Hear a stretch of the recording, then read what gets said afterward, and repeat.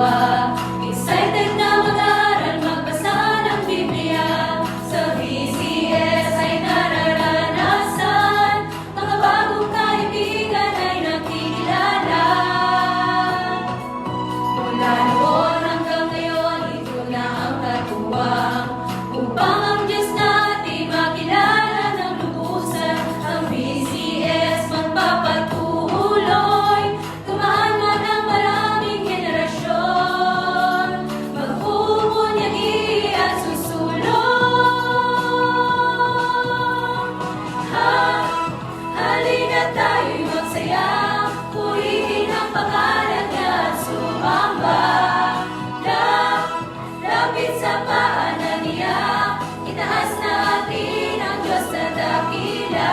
Tara na sama na, magdiwang magsaya.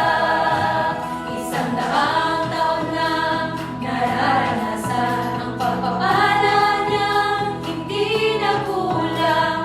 Biyaya ng Diyos ay sapat sa lahat, pag-ibig na hindi magwawakas, sa buong mundo'y nalalaganap.